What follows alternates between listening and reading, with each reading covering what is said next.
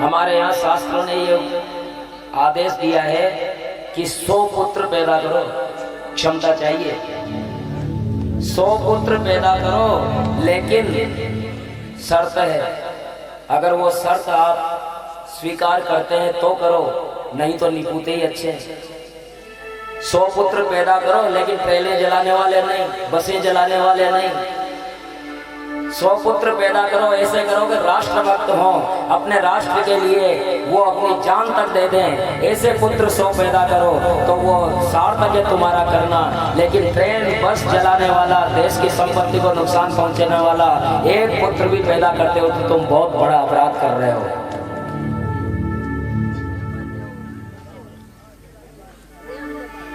सत्कारी संस्कारी पुत्र होगा तो वो पर्यावरण को भी नष्ट नहीं करेगा। आज तर्क ये दिया जाता है कि संसाधन नहीं है, अरे संसाधन बहुत है, संसाधनों की कोई कमी नहीं है, तुम्हें उपयोग करना नहीं आता। दुरुपयोग कितना हो रहा है। पानी की कोई कमी नहीं है, लेकिन हम बहा रहे हैं, निर्लज्जता पूर्वक पानी का दुरुपयोग कर रहे हैं और कहते हैं पानी कम है। ईश्वर अगर किसी को भेजता है ना तो पहले चौंस देता है, उसके पहले चूहे की तैयारी करता है। वो बच्चा इस दुनिया में आता है, उससे पहले उसके लिए दूध पैदा हो जाता है। एक शिलाखंड के बीच में जब कारीगर उस पट्टी को फाड़ रहा था तो उसके अंदर चींटी निकली और उसके मुंह में दाना था। जहां भी होगा उससे पोषण मिल जाता है, पोषण वो ईश्वर की बात है। लेकिन आप जो पुत्र पैदा कर रहे हो उसको संस्कार देना आपका दायित्व है। अगर उसको संस्कार दे करके और जिम्मेदार नागरिक, ऐसा नागरिक जो कोई अगर हमारे देश की तरफ, हमारे राष्ट्र की तरफ, हमारे धर्म की तरफ, हमारे पुरखों की तरफ, हमारे सम्मान की तरफ अगर आंख उठा करके देखे तो उसको पर्याप्त जवाब दे सके, ऐसा पुत्र चाहिए इस देश को। और ऐसे पुत्र अगर आप 100 पुत्र पैदा कर सकते हैं तो करो, शास्त्रों की तरफ से छूट है। लेकिन ऐसा एक पुत्र भी पैदा मत करो जो देश को नुकसान पहुंचाए, देश के सम्मान को बट्टा लगाए, हमारे पूर्वजों का नाम खराब करे, सम्मान मिट्टी में मिलाए। ऐसा एक पुत्र भी नहीं चाहिए। ऐसे पुत्र होने से तो निपुता हो जाना अच्छा है।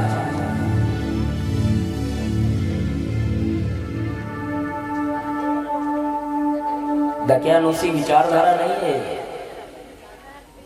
ये वो संस्कार है। एक ट्रेन को जला दिया जाता है, खरबों रुपए की एक ट्रेन होती है और उसको बात की बात में जला दिया, कोई मतलब ही नहीं है। किसका नुकसान कर रहे हैं, क्यों कर रहे हैं? असहमति हो सकती है, कुछ भी हो सकता है, लेकिन नुकसान तो आपका अपना है ना। और जिसने उसे अपना नुकसान नहीं माना वो काय का नागरिक है। अपने पुत्रों को कभी ये शिक्षा मत दो, क्योंकि जो भी राजकीय संपत्ति है वो हमारी अपनी है, हमारी अपनी कमाई से खरीदी हुई है।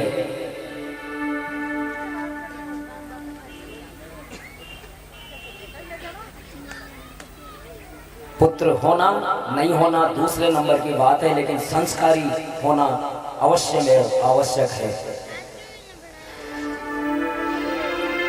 और इस प्रकार भगवान नारायण भी एक बार उनके द्वारका में जाते हैं और 16,108 कक्षों में घूम जाते हैं और भगवान कहीं ना कहीं कुछ ना कुछ करते हुए पाते हैं। और हर जगह भगवान कृष्ण पूछते हैं कि ओ देव ऋषि कब आए। हर घर में जाते हैं, भगवान कुछ ना कुछ करते पाते हैं और हर कक्ष में वो कहते हैं कि देव ऋषि कब आए। तो नारद जी बड़े असमंजस में हो जाते हैं और इस प्रकार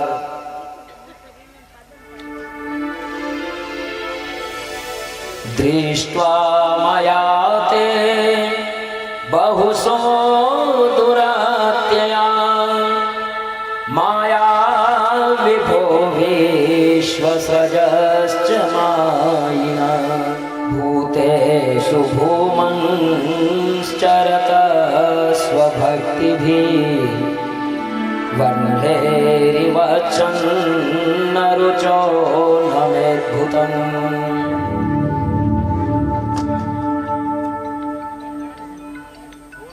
एक बार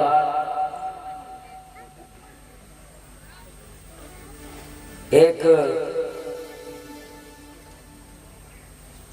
जो राजा कैद में थे जरासंध की, 20,000 राजा जरासंध ने कैद कर रखे थे।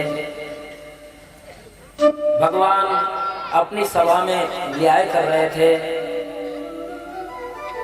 तो उन राजाओं का दूत आया कि प्रभु एक दूत आया है, आपसे मिलना चाहता है, बुलाओ। तो वो कहते हैं कि हे प्रभु, 20,000 राजा जो जरासंध ने कैद कर रखे हैं, मैं उनका दूत हूँ और वो आपकी शरण में है। हे प्रभु, उनको बंधन से मुक्त करवाइए। दूत इस प्रकार कह ही रहा था, तभी नारद जी पहुंचे और स्वागत सत्कार के पास बाद में आसन ग्रहण किया। और भगवान ने पूछा, देव ऋषि कैसे आए? तो देव ऋषि ने कहा कि भगवान आपको सब पता है, महाराज युधिष्ठिर राजसूय यज्ञ करवा रहे हैं और आपको प्रथम पूज्य बनाने के लिए उन्होंने चुना है, कृपया अनुमोदन कीजिए। भगवान कृष्ण ने कहा कि पहले ये राजदूत आया है, इसकी बात का पहले परिणाम होना चाहिए। नियम की बात तो ये है क्योंकि पहले राजाओं का दूत आ गया तो इसका न्याय पहले होना चाहिए। और नारद जी आप बाद में आए तो आपका बाद में होगा। तो इस प्रकार न्याय की बात तो यही थी। अतः जरासंध की कैद राजाओं को पहले छुड़वाया जाए। नारद जी राजसूय यज्ञ में पधारने का आग्रह कर रहे थे तो भगवान ने उद्धव जी की सम्मति ली। उद्धव जी ने कहा कि देखो, यस्तव्य राजसूयेन दीक्षात्रजयिना विभो अतो जरासुतजय उभयार्थो मतो मम। उद्धव जी सोच समझ करके बोले कि प्रभु देखो, राजा का दूत पहले आया ये तो ठीक है, लेकिन नारद जी जो कह रहे हैं युधिष्ठिर राजसूय यज्ञ कर रहा है तो राजसूय यज्ञ से पहले दिग्विजय जरूरी है और दिग्विजय होगी तो वो जरासंध के विजय के बिना थोड़ी हो जाएगी। जरासंध का विजय पहले होगा और उसके बाद में दिग्विजय होगी तो जरासंध की विजय हो जाएगी तो राजा भी छूट जाएंगे। तो अगर राजसूय यज्ञ में जाते हैं तो दोनों काम एक साथ हो जाएंगे, इसलिए राजसूय यज्ञ में जाना चाहिए आपको। इसलिए इंद्रप्रस्थ ही पधारना ठीक होगा, दोनों उद्देश्यों की पूर्ति हो जाएगी। उद्धव जी की बात सभी को समझ में आ गई और इंद्रप्रस्थ गए, बड़ा स्वागत किया। एक दिन युधिष्ठिर राजसभा में कृष्ण से पूछने लगे, क्रतुराजेन गोविंद राजसूयेन पावनी यक्षे विभूतिर्भवस्तस्तत् संपादय न प्रभो। हे प्रभु, मैं आपका प्रथम पूजन करना चाहता हूं, मुझे ये आदेश दो, मेरा संकल्प पूरा करें। कृष्ण भगवान बोले कि राजसूय यज्ञ से आपकी मंगलमय कीर्ति का विस्तार होगा। युधिष्ठिर ने सहदेव के नेतृत्व में सृजनवंशी वीरों की सेना दक्षिण में भेजी, नकुल को मत्स्य देशीय वीरों के साथ में पश्चिम में भेजा, मत्स्य देश यानी सिंधु सोवीर आदि इधर, अर्जुन को केकय देशीय वीरों के साथ उत्तर में, भीमसेन को मद्र देशीय वीरों के साथ पूर्व दिशा में दिग्विजय का आदेश दिया। समस्त दिशाएं तो जीत ली गई, लेकिन पूर्व दिशा का अभी दिग्विजय नहीं हुआ था। तब भीमसेन, अर्जुन और भगवान श्री कृष्ण तीनों ही ब्राह्मण के वेश में जरासंध की राजधानी में गए। राजा जरासंध ब्राह्मणों का भक्त था, गृहस्थों की चित्त धर्मों का पालन करने वाला था। तीनों ब्राह्मण के वेश में आकर के बोले कि राजन आपका कल्याण हो, हम आपके अतिथि हैं, बड़े दूर से आए हैं, कुछ चाहने की इच्छा से आए हैं। तो अर्जुन, भीम और कृष्ण को देख करके, क्योंकि यहाँ धनुष के तरकस बंधने का निशान था, जरासंध ने देख लिया कि ये ब्राह्मण नहीं हो सकते, क्षत्रिय हैं, लेकिन फिर भी ब्राह्मण के वेश में हैं, तो मैं भी पीछे नहीं रहूंगा, बलि की भांति सब कुछ दे दूंगा। इस प्रकार परीक्षित के कहने पर सुखदेव बोले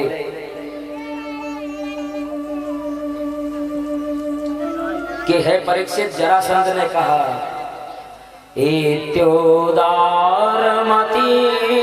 प्राह कृष्णार्जुन रकोदरा हे विप्रा प्रियतां कामो ददात्म्यात्मशिरोऽपिव। जरासंध विप्र रूपधारी भीम, अर्जुन और कृष्ण से बोला, जो चाहो मांग लो, आज तुम मेरा सिर भी मांगोगे तो वो भी दे दूंगा। श्री कृष्ण बोले कि ठीक है, पहले तो ये सुन लो कि हम ब्राह्मण नहीं है, क्षत्रिय हैं। जरासंध ने कहा पता है, जानता हूं। श्री कृष्ण कहते हैं कि हम द्वंद्व युद्ध की भिक्षा मांगते हैं। जरासंध ने कहा, कृष्ण भगवान ने कहा कि हम द्वंद्व युद्ध की भिक्षा मांगते हैं। तो जरासंध ने कहा कि अर्जुन तो अभी बच्चा है और बच्चों से मैं युद्ध नहीं करता, और कृष्ण तो रणछोड़ है, युद्ध से भगोड़ा है, और भगोड़ों से भी मैं युद्ध नहीं करता। हाँ, भीम अवश्य मेरी जोड़ी का मल्ल है और मैं भीम से युद्ध कर सकता हूं, और उनमें बड़े जोर से युद्ध होता है। 21 दिन तक अनवरत 28 दिन युद्ध हुआ। तो कृष्ण ने वृक्ष के पत्ते को बीच से चीर दिया, भीम ने भी वैसा ही किया। एक टांग पे दूसरी अपनी टांग रखी और दूसरे हाथ से दूसरी टांग पकड़ करके चीर दिया, फेंक दिया। लेकिन ये क्या, वो दोनों टुकड़े आपस में मिल गए और फिर से लड़ने लगे। भीम घबरा गया, भगवान ये मुझसे मारने वाला नहीं है। फिर उन्होंने पत्ते को चीरा और एक दूसरे के विपरीत साइड भेजा। तब भीम ने भी वैसा ही किया और अब वो टकरा करके रह गए, लेकिन वो मिल नहीं पाए, और इस प्रकार जरासंध का वध हुआ। बोलिए कृष्णचंद्र भगवान की। आयुते सतान्यास्तो लीलया युधिनिर्जिता ते निर्गता गिरितोन्या मलिना मलवासस।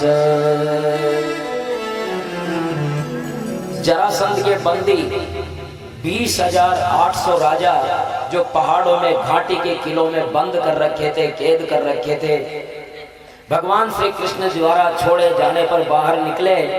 उनके वस्त्र मेले हो रहे थे। बाहर निकलते ही भगवान का दर्शन करके वो धन्य हो गए और स्तुति करने, प्रभु आपने कृपा की, आपके स्मरण से हमारे बंधन छूट गए, अब ऐसी कृपा करो, ऐसी कृपा करो ए मुरारे, ऐसी कृपा करो ए मुरारे, ऐसी कृपा करो ए मुरारे, ऐसी कृपा करो ए मुरारे, ऐसी कृपा करो ए मुरारे।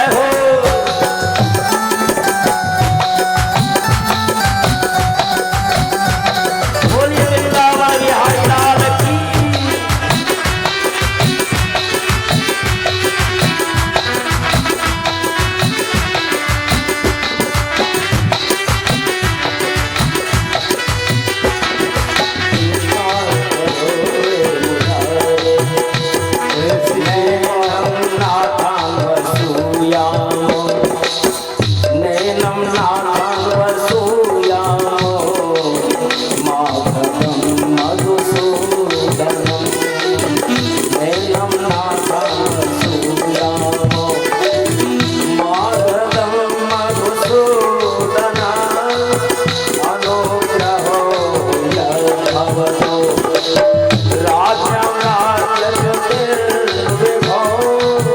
राज्यं राज्यविभो ऐसी कृपा करो मुरारे ऐसी कृपा करो मुरारे सारा जीवन तुम्हें हम पुकारे सारा जीवन तुम्हें हम पुकारे कृष्ण दामोदरम माधवेति कृष्ण दामोदरम माधवेति कृष्ण दामोदरम माधवेति ऐसी कृपा करो मुरारे हरि बोल।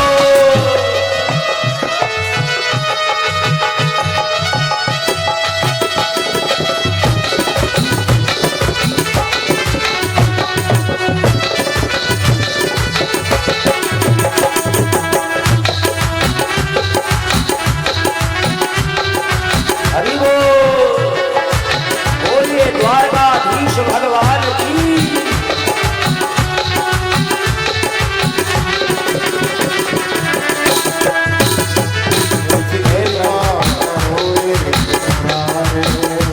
ऐसी कृपा करो हे प्रभु हे देव देवेश हे प्रपन्नार्थी हरने वाले आपकी शरण जो आ जाता है वो मुक्त हो जाता है। हे प्रभु हम आपकी शरण है ऐसी कृपा करो रे मुरारे ऐसी कृपा करो रे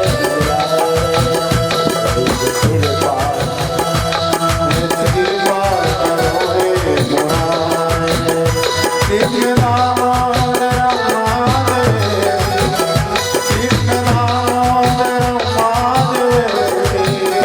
कृष्ण दामोदरम माधवेति ऐसी कृपा करो रे मुरारे हे राजसेय मनोरंजो राजसेय मनोरंजो नास्यो विन्दते जपा वन्माया मोहितो नित्या मन्यता संपदो सदा मन्यते संपदो जरा ऐसी कृपा करो रे मुरारे ऐसी कृपा करो रे मुरारे सारा जीवन तुम्हें हम पुकारे सारा जीवन तुम्हें हम पुकारे कृष्ण दामोदरम माधवेति कृष्ण दामोदरम माधवेति कृष्ण दामोदरम माधवेति ऐसी कृपा करो रे मुरारे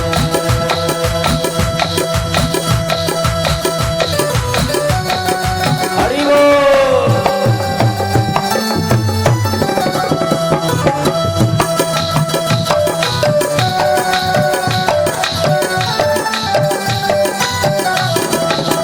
हे प्रभु आपकी माया से मोहित होकर के हम तुम्हें भूल जाते हैं। हे प्रभु राज्य और धन के मद में आपको भूलने पर जरासंध के बंधन में पड़ते हैं। आपकी बड़ी कृपा हुई प्रभु कि आपने आपके दर्शन हो गए। हे प्रभु अब वो मंत्र जिसको जपने से बड़ा संकट दूर हो जाता है हम भी याद कर ले इस मंत्र को। इस मंत्र को जपेंगे तो बड़े से बड़ा संकट निकल जाएगा। आइए क्या है मंत्र। कृष्णाय वासुदेवाय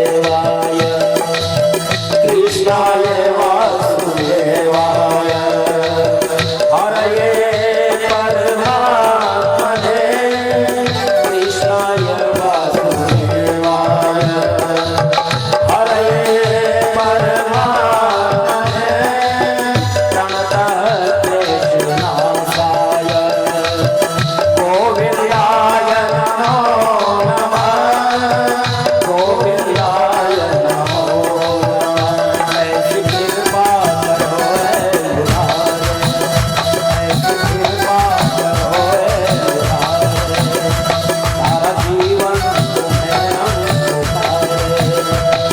कृष्ण दामोदरम माधवेति, कृष्ण दामोदरम माधवेति, ऐसी कृपा करो है मुरारे, सारा जीवन तुम्हें हम पुकारे। जय हो हरि बोल।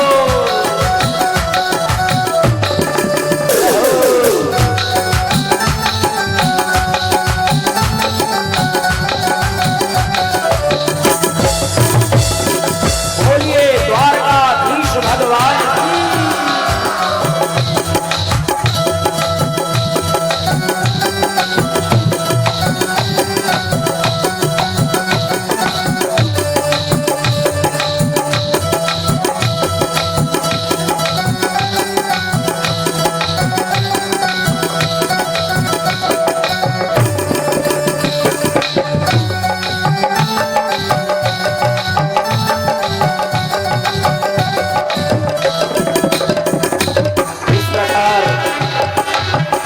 इस प्रकार भावपूर्ण स्तुति करने पे भगवान ने, इस प्रकार स्तुति करने पर भगवान ने कहा तुम ठीक कहते हो, धन संपत्ति ऐश्वर्य के मन से लोग मतवाले हो जाते हैं। हे है नरेश, वेन रावण नरकासुर सभी पवित्र हो जाते हैं।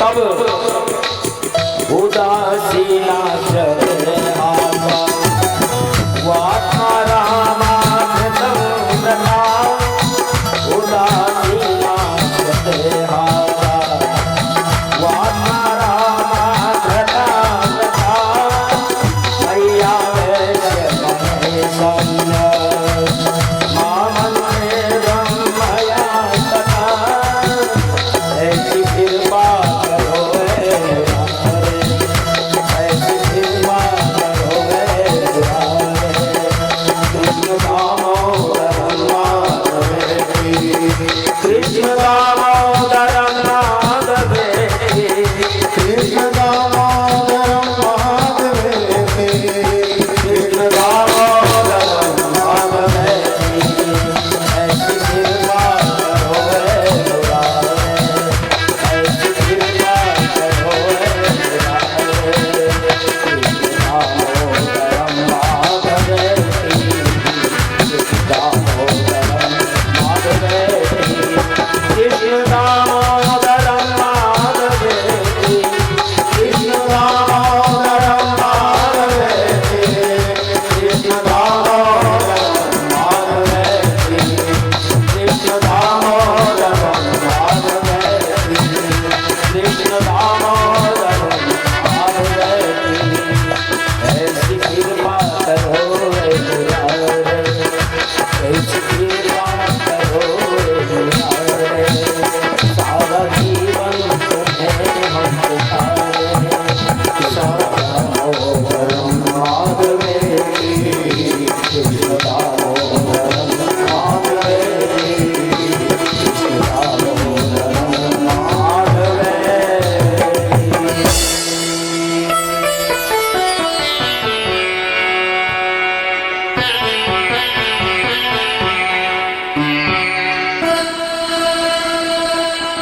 बोलिए द्वारकाधीश भगवान की जय हो। 20,800 राजाओं को जो कैद कर रखा था जरासंध ने, उन्होंने एक महामंत्र का जाप किया था, और उस महामंत्र का जाप हम भी करें तो कैसे ही संकट में पड़े हो वो संकट दूर हो जाएगा। और वो ध्यान देना, एक बार फिर उस मंत्र को दोहरा रहे हैं, कृष्णाय वासुदेवाय हरये परमात्मने प्रणतः क्लेशनाशाय गोविंदाय नमो नमः।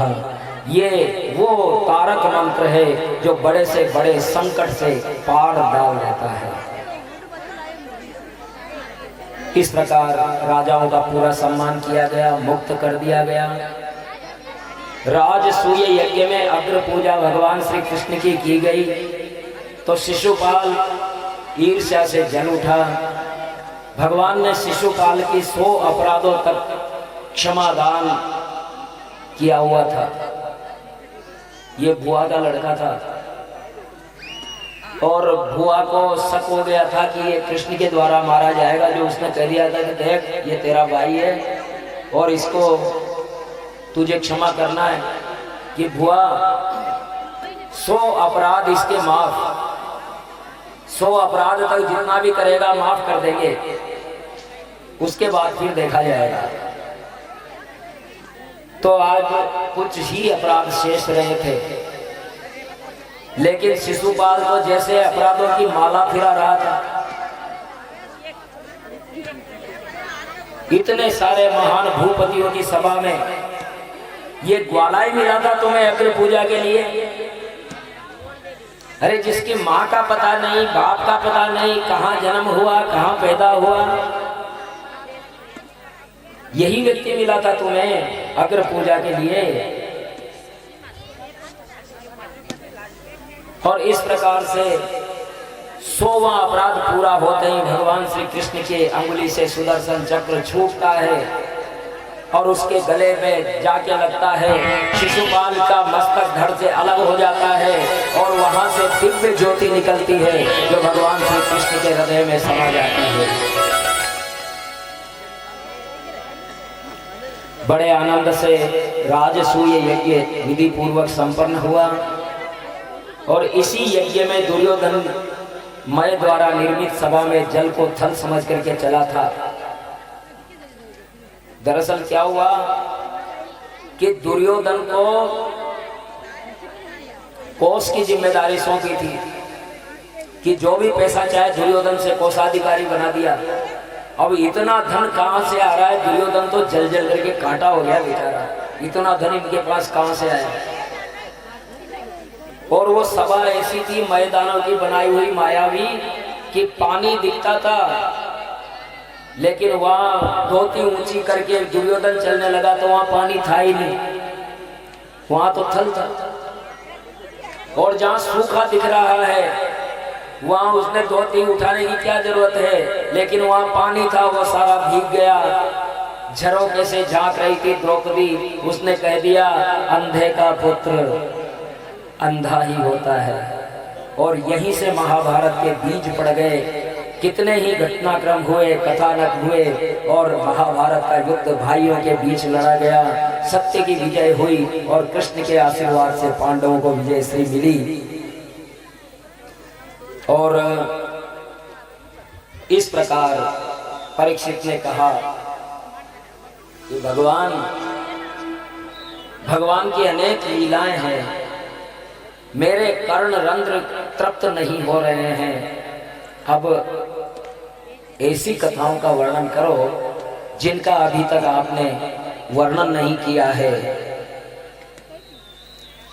सावाव्ययातस्य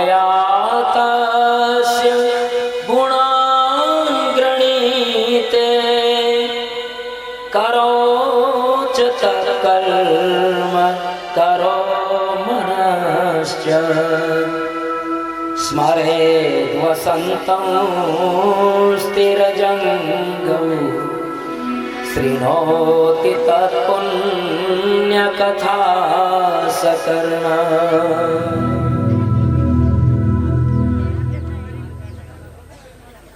हे सुखदेव जी महाराज, वाणी वो धन्य है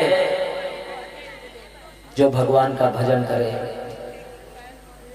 हाथ वो धन्य है जो हरि सेवा में काम आए, और मन वही धन्य है जो चराचर रूप ईश्वर का स्मरण करता रहे, और कर्ण वही धन्य है जो भगवान के गुणानुवादों को सुनता रहे, सुनता रहे, सुनता रहे, कभी अघाय नहीं। शिरस्तु तस्यो भयलिंगमानने तदैव यत्पश्यति तद्दिचक्षु